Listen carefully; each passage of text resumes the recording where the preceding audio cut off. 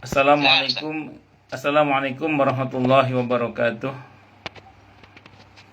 Bismillahirrahmanirrahim. Alhamdulillahirabbil alamin. Wa bihi nasta'inu ala umurid dunya waddin. Wassalatu wassalamu ala asyrafil anbiya'i wal mursalin. Sayyidina wa habibina wa syafi'ina wa qurrati a'yunina wa maulana Muhammadin wa ala alihi wa ashabihi wa dzurriyyatihi ajma'in, amma ba'du. Asyhadu an la ilaha illallah wa asyhadu anna Muhammadar Rasulullah wa ufawwidhu amri ilallah innallaha basirum bil ibad. Hasbiyallahu la ilaha illa huwa alaihi tawakkaltu wa huwa rabbul arsyil azim. Wallahu ta'ala fi kitabihil karim hikayatan an nabiyillahi Musa alaihi salam. Rabbi syrah li sadri wa yassir li amri wahlul 'uqdatam min lisani yafqahu qawli. Para asatidzah, para alim, para asatidz, para asatidzah, para bapak dan ibu sekalian serta adik sekalian, hafizani wa hafizakumullah, bil khusus segenap keluarga besar Allah yarham Bapak Haji Israfil, yang semoga putra-putrinya, mantu-mantunya, cucu cicitnya, semuanya saja selalu dalam naungan rahmat, barokah, perlindungan serta bimbingan Allah Subhanahu wa taala. Amin Allahumma amin insyaallah. Dan tentu kita berdoa kepada Allah Subhanahu wa taala, Allahumma inna nas'aluka ilman nafi'a wa rizqan thayyiba wa amalan mutaqabbala wa fatahallahu lana futuhal arifin. Allahumma inna na'udzubika min ilmin la yanfa' wa amalin la yurfa' wa qalbin la yakhsha' wa du'a la yusma'. Allahumma ati anfusana taqwaha wa zakkiha anta khairu man zakkaha anta waliyuha wa maulaha. Amin Allahumma amin insyaallah. Masih melanjutkan kajian kita tentang beban dosa dan pintu taubat.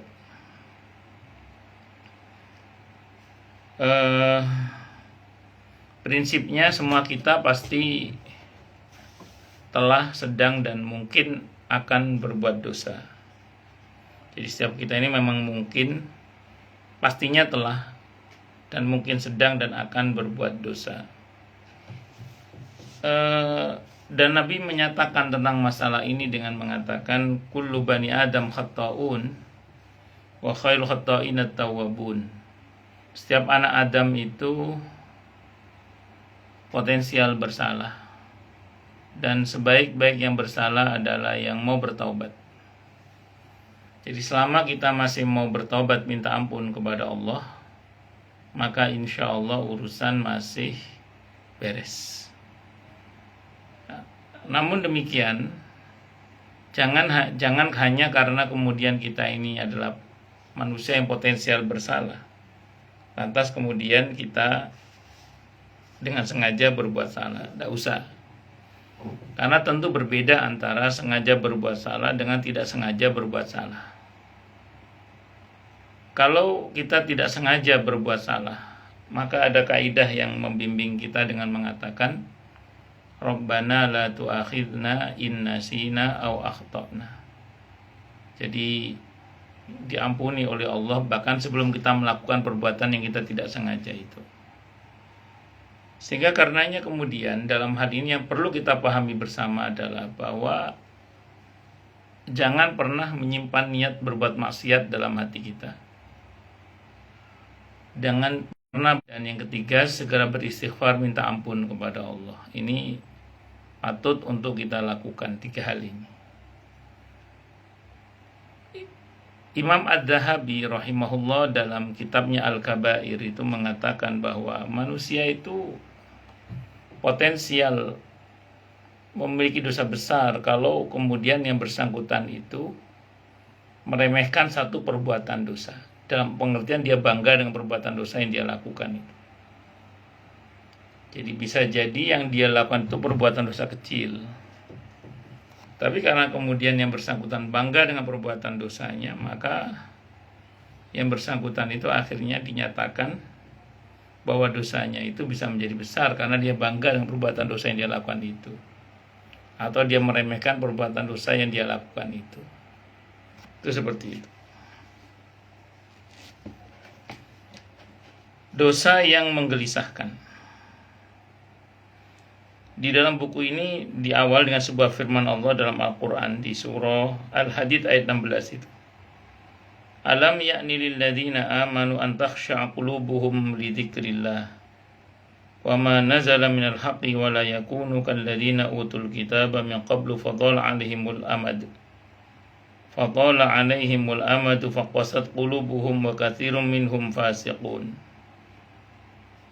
Belum tibakah waktunya bagi orang-orang yang beriman untuk tunduk hati mereka mengingat Allah dan kepada kebenaran yang telah turun kepada mereka. Dan janganlah mereka seperti orang-orang yang sebelumnya telah diturunkan Alkitab kepadanya, kemudian berlalulah masa yang panjang atas mereka, lalu hati mereka menjadi keras, dan kemudian di antara mereka adalah orang-orang yang fasik. Nah, jadi jangan sampai kemudian perbuatan dosa itu menjadikan hati kita mengeras. Ada yang mengatakan istilahnya membatu, yatahajjar. Ada yang mengistilahkan dengan istilah yatahaddad. Yatahaddad itu membesi. Tapi yang pasti, orang itu kalau berbuat dosa, hatinya itu kotor. Sebagaimana yang Allah firmankan dalam Al-Quran di surah Al-Mutaffifin ayat 14 itu, kalla bal rana ala qulubihim. Jadi ada istilah nokta hitam yang menempel di hati karena perbuatan dosa yang kita lakukan. Nah, itu perbuatan dosa yang kita lakukan kalau terus menerus dan tidak pernah dibersihkan, itu akan membuat hati itu kotor. Nah, hati kalau kotor, sebagaimana fisik yang kotor akan mudah berpenyakit, maka hati yang kotor pun itu juga akan mudah berpenyakit.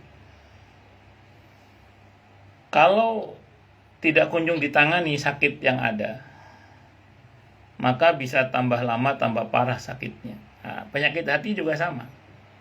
Kalau tidak segera ditangani penyakit hati itu, tambah lama bisa tambah parah sakitnya. Kalau bahasa Al-Qur'annya, fi qulubihim maradun fazadahumullahu marada walahum adzabun alimum bima kanu yakdzibun. Jadi tambah parah, tambah lama tambah parah sakitnya. Nah, kalau penyakit yang parah dibiarkan saja, itu bisa menjadikan orang itu sekarat. Sebagaimana fisik manusia yang sakit tambah parah bisa sekarat, maka hati manusia itu juga bisa sekarat. Sekaratnya hati itu ditandai dengan sulit menerima nasihat. Dikatakan orang yang susah menerima nasihat itu dalam Al-Quran, innal ladzina kafaru sawa'un 'alaihim a'andzartahum am lam tundirhum la yu'minun. Jadi sama saja wahai Nabi, apakah engkau memberikan peringatan kepada mereka atau tidak, mereka enggak akan ngaruh gitu, karena mereka dasarnya memang tidak beriman. Jadi orang kalau hatinya sekarat seperti itu, dinasihati itu udah nggak bisa. Kalau dinasihati udah nggak bisa, hati sekarat, masih dibiarkan aja, nggak diatasi gitu penyakitnya. Tidak menutup kemungkinan kalau fisik mati, kalau hati dikunci mati oleh Allah. Khatamallahu ala qulubihim wa ala sam'ihim wa ala absarihim ghishawatu wa lahum adzabun azim. Kalau hati udah dikunci mati oleh Allah, naudzubillah min syarri dzalik, maka disinilah muncul fenomena di mana ada orang yang bodoh nggak ngerasa bodoh, celakanya merasa pintar. Wa idza qila lahum aminu kama amanan nasu qalu anu'minu kama amanas sufaha ala innahum humus sufaha walakin la ya'lamun. Jadi kalau dikatakan pada mereka berimanlah sebagaimana manusia itu beriman, mereka mengatakan apakah kami akan beriman sebagaimana orang-orang bodoh itu beriman. Kata Allah, ketahuilah mereka itu yang bodoh, tapi nggak merasa kalau dirinya itu bodoh, nggak tahu kalau dirinya itu bodoh. Jadi bodoh nggak ngerasa bodoh, celakanya merasa pinter. Ini yang kalau dalam bahasanya Imam Ahmad bin Taimiyah rahimahullah namanya orang yang jahlun murakkab, goblok kuadrat ya. Tidak bodoh, nggak ngerasa bodoh, celakanya malah merasa pinter. Nah ini yang repot ini. Kemudian yang kedua, ada orang itu yang kalau udah kunci-kunci mati hatinya oleh Allah itu salah, nggak ngerasa salah, celakanya malah merasa benar. Nah, ini repot ini. Wa idza qila lahum la tufsidu fil ardi qalu innama nahnu muslihun. Ala innahum humul mufsiduna walakin la yash'urun. Dan apabila dikatakan kepada mereka, jangan kalian berbuat kerusakan, apa jawabannya? Enggak kok, kita berbuat kebaikan. Ketahuilah kata Allah, mereka adalah orang yang berbuat kerusakan tapi enggak ngerasa gitu. Ini namanya berbuat salah, enggak ngerasa salah, celakanya malah merasa benar. Orang-orang seperti ini, kata Hasan al-Basri rahimahullah, iblis sewenang banget. Kenapa iblis kok sewenang banget sama orang-orang seperti ini? Ya, karena orang seperti ini sulit diharapkan tobatnya kepada Allah. Gimana mau tobat? Salah, nggak ngerasa salah, celakanya malah merasa benar. Bodoh, nggak ngerasa bodoh, celakanya merasa pinter. Repot. Nah, supaya nggak terjadi begini, bagaimana solusinya? Kata kuncinya kembali kata ron tadi, nokta hitam itu. Nah, nokta hitam itu harus dibersihkan. Dan dalam tafsir Ibnu Katsir disebutkan dengan istilah walikulli syai'in suqalah. Segala sesuatu itu ada suqalah, ada pembersihnya. Wasuqalatul qulub dzikrullah, dan pembersihnya hati itu adalah dzikrullah. Ada yang mengatakan wasuqalatul qulub al-istighfar. Pembersihnya hati adalah istighfar. Maka kita harus sering-sering membersihkan hati kita dengan istighfar, astagfirullah. Atau perbanyak zikir, qad aflaha man tazakka wa dzakara isma rabbih fasalla. Sungguh telah beruntung orang yang berupaya mensucikan jiwanya dengan memperbanyak menyebut nama Tuhannya, zikir dan salat. Makanya saya ulang sekali lagi, rajin-rajinlah membersihkan hati kita supaya enggak terjadi apa yang Allah gambarkan dalam surah Al-Baqarah tadi. Ada sebagian ulama itu yang mengumpamakan hati itu seperti tanah kosong gitu ya.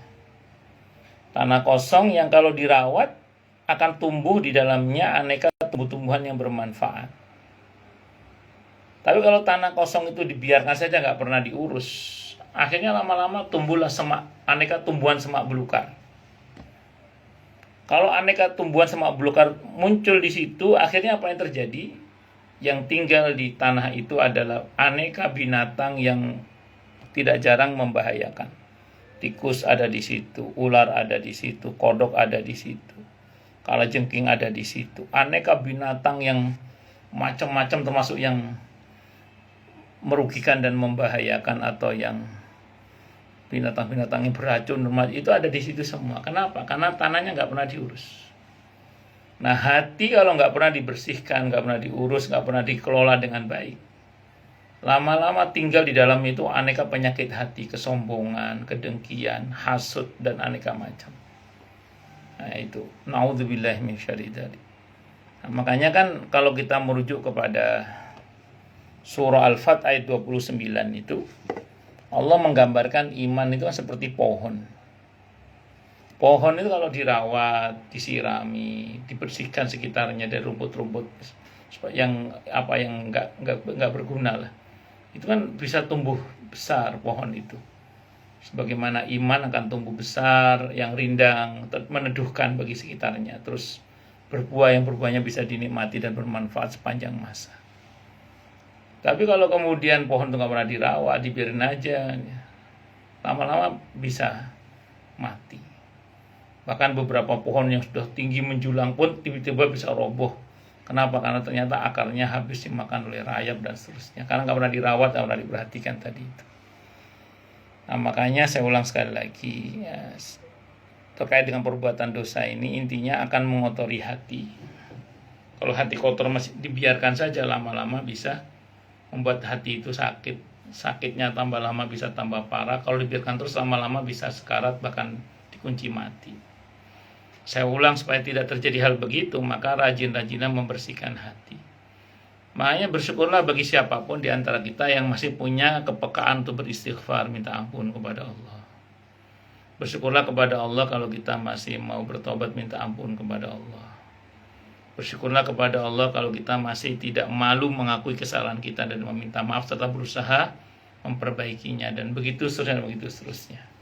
Wallahu a'lam bishawab. Manusia tidak ada yang terbebas dari dosa kecuali nabi dan rasul yang dijaga oleh Allah, namanya maksum kalau para nabi itu. Dosa hadir bersamaan dengan hadirnya manusia di dunia. Tak ada yang hidup tenang dengan dosa, karena dosa selalu menggelisahkan hati dan meresahkan jiwa. Jadi Nabi pernah ditanya tentang masalah dosa itu, beliau mengatakan, mahaka, apa yang membuat bergejolak atau tidak tenang hatimu dan tidak ingin diketahui oleh manusia karena perbuatan itu memalukan, maka itulah perbuatan dosa. Tentu jangan terus kita berkata, itu ada orang berbuat dosa, dia nggak mau diketahui orang, itu urat malunya udah putus. Untuk normalnya manusia, dia akan malu diketahui perbuatan dosanya itu. Nah, terus kemudian takaran perbuatan baik atau buruk adalah hati kita. Jika yang kita lakukan menggelisahkan hati dan mengusik jiwa, maka itu indikasi kemaksiatan dan dosa. Apalagi jika tidak ingin ada orang melihatnya. Ini dalam kondisi orang normal ya, di mana dia masih punya urat malu. Kalau udah nggak punya urat malu, beda bab itu. Sebaliknya, jika yang kita lakukan menenteramkan hati dan jiwa, maka itu tanda kebaikan dan keridhaan. Saya ulang, ini untuk kondisi orang yang normal ya. Karena pelaku maksiat yang sudah kawakan, yang sudah berkarat hatinya, yang sudah menghitam hatinya, itu berbuat dosa dia tenang-tenang aja. Jadi ukurannya ini hatinya orang yang normal ya, yang masih punya kepekaan imani. Di mana orang itu kalau punya kepekaan imani, kalau berbuat salah pasti nggak tenang hatinya. Dia pasti bergejolak hatinya, dia pasti tidak tentram hatinya. Gitu. Tapi kalau yang bersangkutan misalnya hatinya udah nggak normal karena sudah mati tadi ya, berbuat dosa pun dia bisa tenang-tenang saja. Ya tadi karena dia salah nggak ngerasa salah, celakanya malah merasa benar. Bodoh nggak ngerasa bodoh, celakanya merasa pinter. Repot kalau begitu itu. Karena itu hati laksana panglima. Jika hatinya sehat, ia laksana lentera yang menyinari kegelapan. Sebaliknya jika hatinya sakit atau bahkan mati, hidupnya didominasi oleh hawa nafsu dan syahwatnya. Sedangkan hawa nafsu cenderung mengajak kepada keburukan, kemaksiatan dan dosa. Jika manusia hidupnya dipenuhi dosa dan maksiat, akan ada titik-titik hitam yang membalut dan menutupi hatinya. Inilah sebagaimana firman Allah Ta'ala dalam Al-Quran di surah Al-Mutaffifin ayat 14 itu, yang saya sebutkan tadi ya. Itu tentang kalla bal rona ala qulubihim ma kanu yaksibun. Sekali-kali tidak demikian, sebenarnya apa yang selalu mereka usahakan itu menutupi hati mereka. Kalau dalam hadis Abi Dawud, Nabi menjelaskan ron itu adalah noktah hitam yang menempel di hati setiap kali kita berbuat dosa. Kalau kita berbuat dosa, tol gitu. Berbuat dosa lagi, tol 2. Semakin banyak kita berbuat dosa, semakin banyak totol-totolnya. Kalau nggak pernah dibersihkan, ya kotor hati. Sebagaimana di fisik yang kotor akan mudah kena penyakit, maka hati yang kotor akan mudah kena penyakit. Dan penyakit hati sama penyakit fisik itu beda. Kalau penyakit fisik itu kita baru tahu setelah orang yang sakit memberitahu kita. Misalnya, Saya ketemu dengan Mbak Ayu misalnya gitu ya. Saya tidak tahu Mbak Ayu sakit apa tidak, kecuali Mbak Ayu mengatakan, aduh saya lagi meriang Pak Ustadz. Wah, lagi meriang. Itu kalau penyakit fisik. Jadi saya tidak tahu, saya baru tahu setelah Mbak Ayu cerita. Itu seperti itu. Tapi kalau penyakit hati lain. Kalau penyakit hati itu biasanya yang tahu terlebih dahulu itu orang lain. Justru orang yang sakit itu tidak menyadari sakit hatinya, biasanya gitu. Contoh misalnya, ada orang sombong misalnya. Kadang orang sombong itu nggak ngerasa kalau dia itu sombong. Orang sombong itu benci sama orang sombong, tapi dia tetap sombong orang sombong itu. Orang sombong itu senang sama orang yang rendah hati, tapi dia nggak mau rendah hati. Itu orang sombong. Nah, biasanya nanti dia akan sadar kalau mau sadar tapi ya. Kalau temennya nyeletuk, ih, kamu sekarang ngomongnya kok tinggi banget sih, misalnya gitu. Kamu sekarang ngomongnya kok tinggi banget sih sekarang, misalnya gitu.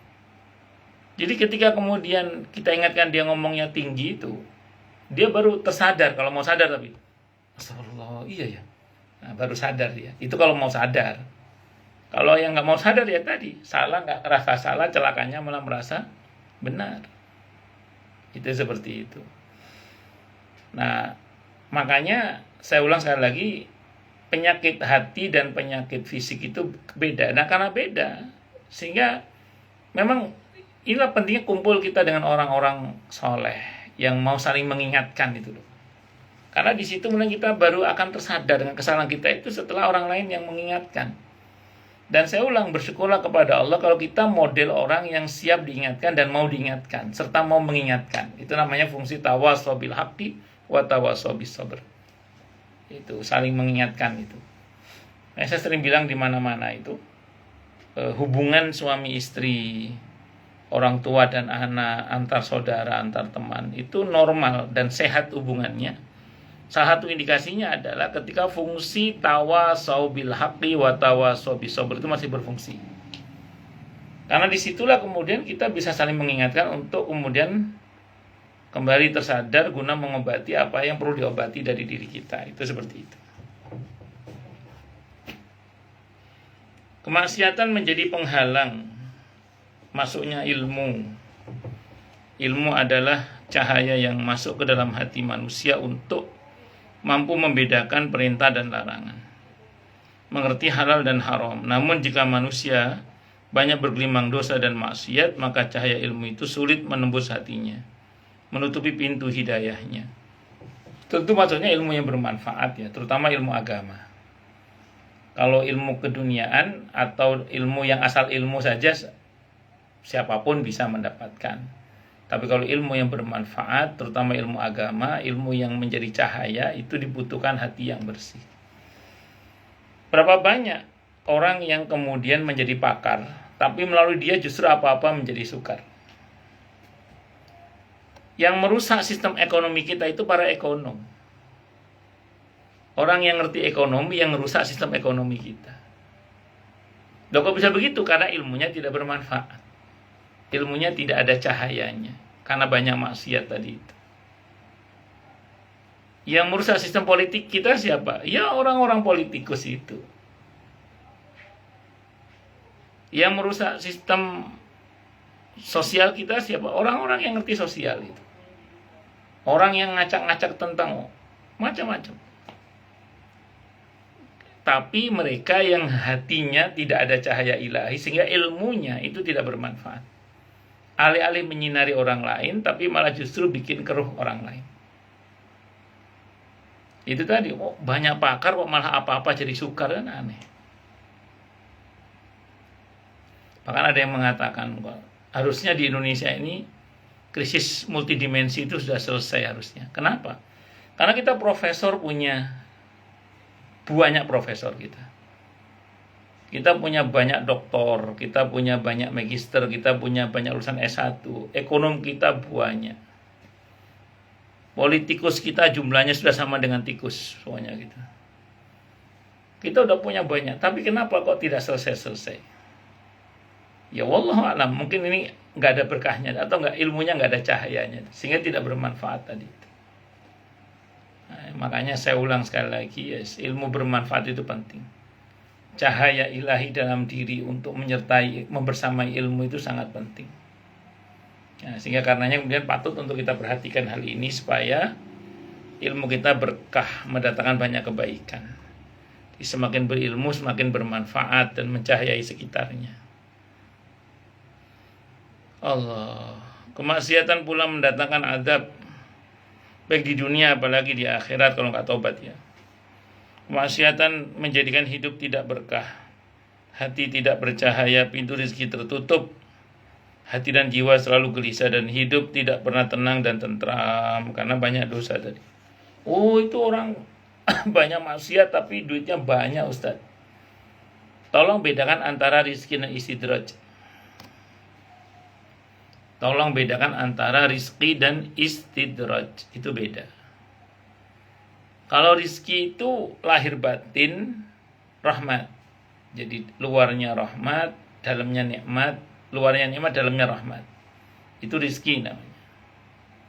Kalau istidraj, luarnya nikmat, dalamnya laknat. Nah, itu beda. Kalau yang kita peroleh dalam bentuk aneka kebaikan, kemuliaan, kebahagiaan itu berbanding lurus dengan ketaatan kepada Allah, itu namanya barokah. Itu rizki yang barokah namanya. Tapi kalau pencapaian kita dengan aneka kemuliaan dan kebaikan, kemuliaan-kemuliaan yang kita peroleh di dunia atau kemewahan-kemewahan yang kita peroleh di dunia kok berbanding lurus dengan kedurhakaan, pastikan itu adalah istidraj. Nah, kalau istidraj itu kita diingatkan oleh Allah dalam Al-Quran, antara lain di surah Al-An'am ayat 44 itu. Falamma nasu ma dzukiru bih fatahna alaihim abwaba kulli syai' hatta idza farihu bima utu akhadnahum baghtatan fa idahum mublisun. Maka ketika mereka mulai melupakan peringatan yang Allah berikan kepada mereka, diingetin, dablek. Ya Allah, ya wis, kata Allah, fatahna alaihim abwaba kulli syai'. Kami buka pintu-pintu segala sesuatu. Tambah durhaka, tambah lancar usahanya. Tambah durhaka, tambah bagus karir politiknya. Tambah durhaka, tambah melejit karir politiknya, bisnisnya, macam-macam. Tapi ingat kata Allah, hatta idza farihu bima utu. Hingga ketika telah mencapai puncak kebahagiaannya dalam kedurhakaan itu, kata Allah, akhadnahum baghtatan, kami akan siksa mereka secara tiba-tiba. Fa idahum mublisun, seketika itu dia kaget dan berputus asa. Dan kita menyaksikan sendiri kan, berapa banyak orang yang mungkin 3 bulan yang lalu dipanggil yang terhormat, sekarang dipanggil yang tersangka. 2 tahun yang lalu dipanggil yang mulia, sekarang dipanggil yang terpidana misalnya. Dan itu bukan pada saat mereka nggak punya uang, pada saat mereka uangnya banyak. Ya, sebagai mereka kesandung oleh jabatannya, kesandung oleh uangnya sendiri, kesandung oleh macam-macam. Lagi-lagi hati-hati. Makanya harus bedakan antara mana istidraj dan mana rizki. Yang ini kita nggak boleh terkecoh ini. Karena kalau kita terkecoh nanti nggak bisa bedakan mana rahmat, mana nikmat dan rahmat, dan mana nikmat dan laknat. Itu seperti itu. Kalau istidraj, luarnya nikmat, dalamnya laknat. Kalau rizki yang barokah, luarnya nikmat, dalamnya rahmat. Gitu. Di samping mengkonfirmasi dengan perbuatan, apakah kenikmatan-kenikmatan yang kita peroleh ini berbanding lurus dengan ketaatan atau kemaksiatan, kita perlu juga mengkonfirmasi begini. Salah satu indikasi kalau yang kita peroleh itu adalah berkah gitu ya, itu antara lain itu yang bersangkutan nikmatnya itu tidak melalaikannya dari Allah dan tidak melalaikannya dari peduli pada sesama. Ya, jadi saya ulang ya, orang itu kalau nikmatnya itu diberkahi oleh Allah, maka tidak melalaikannya dari Allah dan tidak melalaikannya dari peduli pada sesama. Itu prinsip. Mana dalilnya Ustaz? Nikmat surga. Nikmat surga itu kan dahsyat luar biasa. Dan nikmat surga pasti diberkahi oleh Allah. Lihat, pelakunya tidak lalai dari Allah. Pelakunya tidak lalai dari peduli pada sesama. Nanti cek coba dalam surah Yunus ayat 10, surah ke-10 ayat 10 itu. Subhanakallahumma wa tahiyyatuhum fiha salam wa akhiru da'wahum anil hamdulillahi rabbil alamin. Ahli surga itu di surga dikit-dikit subhanallah, alhamdulillah, assalamualaikum. Itu ahli surga itu. Di surah Yunus ayat 10 itu. Bahkan mereka juga tidak abai dari peduli pada sesama. Jadi mereka walaupun di surga masih peduli pada sesamanya. Ada hadis yang sahih riwayat Ibnu Majah. Saya baca dalam kitab At-Tadhkirah Imam Al-Qurtubi. Hadisnya sahih riwayat Ibnu Majah. Hadis qudsi. Ketika ahli surga masuk surga, mereka bertanya, "Ya Allah, mana teman saya dulu sholat bareng sama saya? Yang dulu pernah puasa bareng sama saya?" Itu itlaqul juz'i iradatul kull. Menyebut sebagian, maksudnya seluruh kebaikan. Nah, yang dulu bareng ngaji sama saya, yang dulu bareng kerja bakti sosial sama saya, yang dulu bareng-bareng jadi pengurus masjid bersama dengan saya. Itu begitu. Ternyata dalam hadis itu yang ditanyakan itu masuk neraka ternyata. Maka akhirnya orang yang ditanya itu disuruh jemput oleh Allah. Jemput mereka, temannya suruh jemput untuk diajak bareng masuk surga. Coba, sudah masuk surga masih mencari temannya. Jadi kenapa? Karena mereka adalah orang-orang yang peduli dengan temannya. Walaupun nikmat surga itu dahsyat, tidak melalaikannya dari peduli pada sesama. Maka kalau kita ingin tahu apakah nikmat yang ada pada kita saat ini, termasuk nikmat yang diberkahi oleh Allah, atau istidraj, silakan. Tadi pertama dikonfirmasi apakah pencapaian kita itu berbanding lurus dengan ketaatan atau berbanding lurus dengan kedurhakaan. Itu pertanyaannya. Kalau berbanding lurus dengan ketaatan, barokah rizki namanya. Kalau berbanding lurus dengan kedurhakaan, istidraj berarti. Nah, kemudian yang kedua, coba perhatikan nikmat yang kita peroleh ini melalaikan kita dari Allah atau tidak. Kalau kita semakin peduli untuk mendekat kepada Allah, barokah insya Allah. Tapi kalau semakin jauh dari Allah, nggak barokah, istidraj berarti. Yang ketiga itu, apakah kemudian pencapaian-pencapaian yang kita peroleh itu membuat kita lalai dari Allah dan lalai dari sesama. Itu yang berikut, yang ketiga. Kalau kita semakin peduli pada sesama, barokah insya Allah. Tapi kalau kita semakin lalai dari peduli pada sesama, ya berarti istidraj itu. Itu paling enggak 3 hal itu diperhatikan. Allahu Akbar.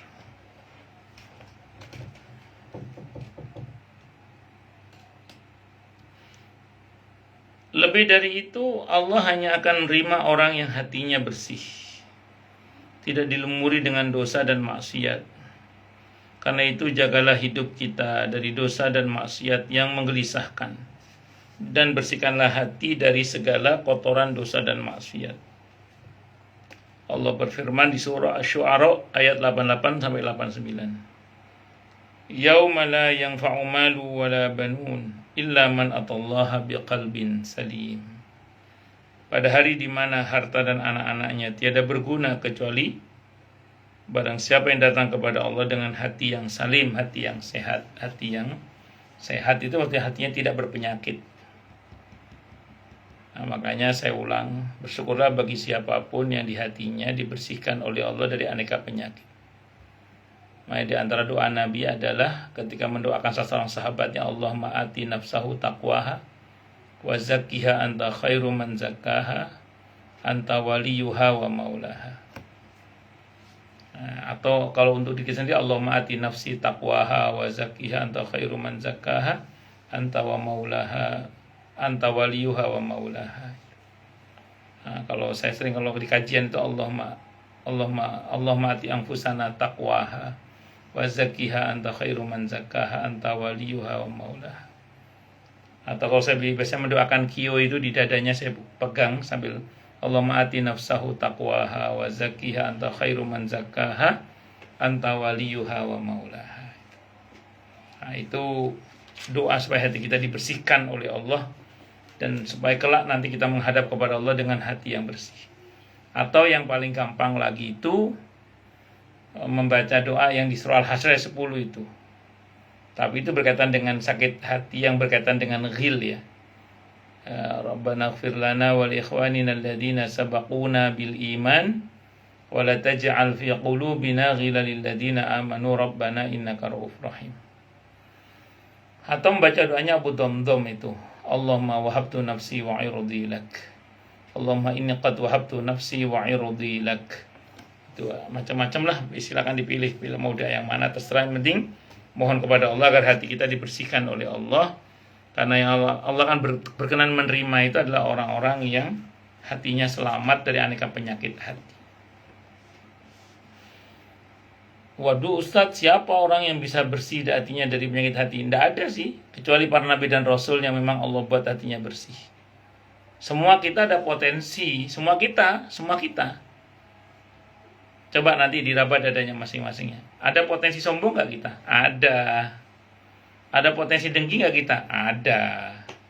Ada potensi pelit gak kita? Ada. Jadi kita ini, di dalam hati kita itu potensi itu ada sebenarnya. Ya, seperti halnya sel kanker dalam tubuh manusia itu juga ada potensinya. Tinggal sekarang apakah kita akan menumbuh suburkan itu atau mematikannya. Gitu loh. Atau membersihkannya. Nah, berkaitan penyakit hati juga sama. Apakah kita akan meliarkannya dia tumbuh atau kita stop, atau kita taklukkan potensi penyakit hati itu dalam bentuk kebenaran-kebenaran sikap. Contoh ya, misalnya kita ada potensi tinggi hati. Tinggi hati ini tidak selamanya salah, asalkan kita pakai untuk menghardik orang-orang yang sombong supaya dia terbungkam mulutnya dan tidak sombong lagi. Itu yang istilah para ulama, menyombongi orang yang sombong itu sedekah. Maksudnya itu kalau ada orang sombong, kita sombongi balik supaya dia tidak sombong. Nah, itu sedekah itu. Itu monggo silahkan kalau memang mau dipotensikan ke sana. Misalnya ada orang yang punya potensi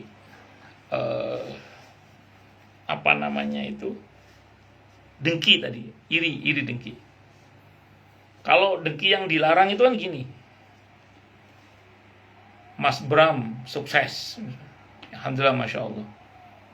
Atau ada orang pengen Mas Bram itu hancur dan dia pengen yang tampil. Nah, itu namanya hasud dengki, tidak boleh itu. Tapi kalau begini boleh. Saya pengen Mas Bram tetap sukses. Saya pengen Mas Bram tetap baik dan sukses. Tapi saya pengen lebih sukses dari Mas Bram, misalnya gitu. Itu namanya berlomba-lomba dalam kebaikan. Itu boleh kalau begitu, tidak apa-apa. Itu seperti itu. Demikian juga nanti berkaitan dengan pelit, misalnya bakhil. Bakhil dalam pengertian yang umum itu kan penyakit. Tapi kalau sikap bakhil itu kita gunakan untuk potensi lebih berhati-hati di dalam berinfak supaya lebih tepat guna sasaran dan seterusnya, ya monggo saja, silahkan. Itu seperti itu. Nah, jadi semua punya potensinya masing-masing. Tapi kita akan menumbuh suburan penyakit dalam hati itu atau tidak, itu kembali pada kitanya. Ya kalau kita meliarkan tumbuh penyakit dalam hati, ya akan liar. Tapi kalau kita mencoba menghentikannya, maka tidak akan terjadi, insya Allah. Maka kembali tadi, sebagian para ulama, kalau tadi kan saya kutip riwayat dalam Ibnu Katsir yang saya bacakan tadi, bisa dengan menggunakan istighfar tadi ya, astagfirullah. Jadi misalnya tiba-tiba muncul unek-unek dalam hati yang nggak bener lah, kita segera astagfirullah. Atau memperbanyak menyebut nama Tuhan kita Allah dan salat. Qad aflaha man tazakka wa dzakara asma rabbih fasalla. Nah, ini menarik. Beberapa ulama kita itu kalau hati itu lagi ada masalah gitu ya, terkait kebencian, kedengkian, kemarahan atau apapun yang nggak bener lah gitu ya, itu biasanya menyebut nama Allah dengan cara haknya dimatikan disukunkan terus kemudian dibaca panjang. Allah, Allah, Allah. Nah, itu bagian dari upaya untuk membersihkan hati juga. Nah, itu selaras dengan firman Allah dalam Al-Quran di surah Al-Ahzab ayat 41 itu. Ya ayyuhalladzina amanu dzkurullaha dzikran katsira. Hai orang-orang yang telah beriman, ingat dan sebutlah Allah dengan sebutan yang sebanyak-banyaknya. Karena sempat viral itu ada seorang ustadz yang mengatakan, apa itu Allah, Allah, Allah? Gak ada pahalanya itu nyebut Allah, Allah. Itu salah dia itu. Karena Allah yang menyuruh kita untuk menyebut nama Allah sebanyak-banyaknya. Tadi di Al-Ahzab ayat 41 itu. Ya ayyuhalladzina amanu dzkurullaha dzikran katsira. Hai orang-orang yang telah beriman, ingat dan sebutlah Allah dengan zikir yang sebanyak-banyaknya. Kalau sahabat Bilal ketika disiksa oleh Abu Jahal CS, Abu Lahab CS, dia mengatakan apa? Ahad, Ahad, Ahad. Itu nama Allah yang itu sama dengan kalau dia nyebut ya. Kalau kita nyebut Allah, Allah, Allah. Nah, itu masuk dalam kategori cara supaya kita ini bersih dari aneka penyakit hati itu. Kegelisahan sahabat Sa'labah bin Abdurrahman radhiyallahu an. Wallahu a'lam bishawab. Monggo silakan yang mau tanya dulu. Tanya, protes, marah boleh silakan. Masalah itu masalah yang lain boleh, monggo silakan. Kalau ada. Kalau nggak ada berarti jelas semua atau tidak jelas semua. Tolong dirangkum aja Ustadz dulu Ustadz. Baik. Yang pertama, setiap kita ada potensi berbuat dosa. Dan kita diingatkan oleh Nabi dengan rumus sederhana. Setiap anak Adam potensi bersalah. Dan sebaik-baik anak Adam yang bersalah itu adalah yang mau bertobat minta ampun kepada Allah. Maka kata kuncinya segera bertobat minta ampun kepada Allah. Kalau soal salah, semua kita ada potensi bersalah, semua kita ada potensi berdosa. Yang penting segera tobat minta ampun kepada Allah. Dan yang kedua, karena kita sudah ada potensi berbuat salah, maka jangan dengan sengaja berbuat salah. Kenapa? Karena kita sudah ada potensi berbuat salah. Makanya upayakan kesalahan-kesalahan yang terjadi pada kita itu adalah dari sebuah ketidaksengajaan. Makanya kalau muncul niat yang tidak baik dalam hati, segera buang dengan istighfar. Bahwa kemudian terjadi juga perbuatan maksiat itu, yang kedua jangan pernah bangga dengan perbuatan maksiat yang kita lakukan. Kenapa tidak merasa bangga? Karena merasa malu kepada Allah. Karena merasa malu kepada Allah, maka segera beristighfar minta ampun kepada Allah. Itu yang kedua. Kemudian yang berikutnya tadi dikatakan bahwa perbuatan dosa itu kalau berbanding lurus dengan kesejahteraan hidup, berarti kesejahteraan hidupnya itu adalah istidraj. Istidraj itu apa? Luarnya saja nikmat, dalamnya laknat. Sehingga cepat atau lambat akan menjadi masalah bagi yang bersangkutan, baik di dunia ini yang pasti di akhirat nanti, kalau dia tidak bertobat kepada Allah. Tapi kalau kesejahteraan hidupnya itu berbanding lurus dengan ketaatan, insya Allah itu adalah barokah.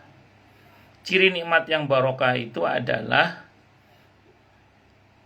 tidak melalaikannya dari Allah dan tidak melalaikannya dari peduli pada sesama. Itu seperti itu. Dan sekali lagi kata kuncinya dari semua pembahasan kita adalah kita selalu peduli membersihkan hati kita. Karena dosa itu mengotori hati, karenanya sering kita bersihkan dengan apa? Perbanyak istighfar dan memperbanyak menyebut dan mengingat Allah serta salat. Wallahu a'lam bishawab. Baik, silakan yang mau tanya, protes, marah boleh silakan. Silakan, ada yang nanya. Pak Indar. Halo.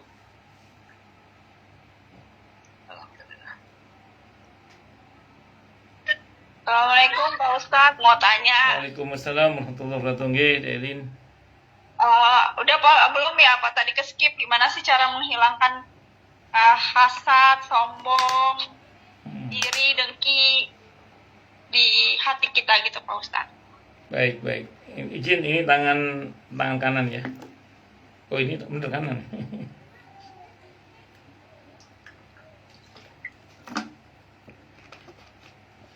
Alhamdulillah.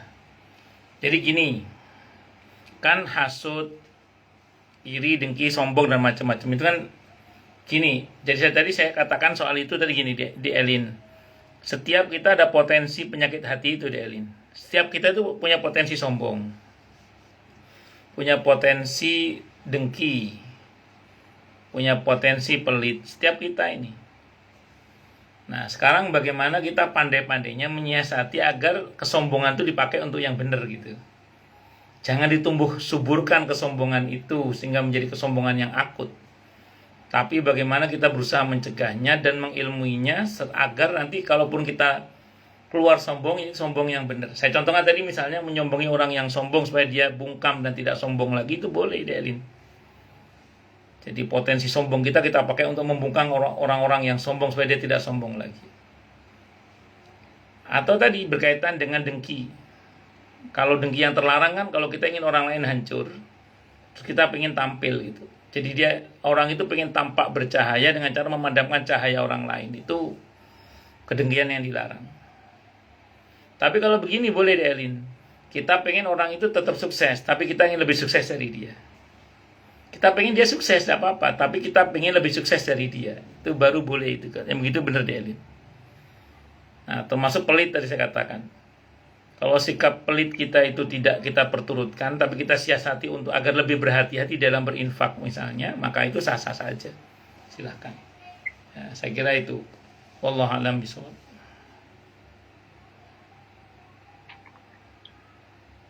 Baik, terima kasih Pak Ustadz. Sami-sami. Kalau dulu Ustadz Agim tuh apa pengajian ini Ustadz? Jagalah hati, jangan dikotori. Jagalah hati. Agar hidup ini. Ya, pokoknya gitulah. Jagalah. Ada yang lain? Aduh. Hati. Ya, kalau nggak ada kita tutup dengan doa Ustadz. Baik, kita tutup dengan hamdalah. Alhamdulillahirabbil alamin.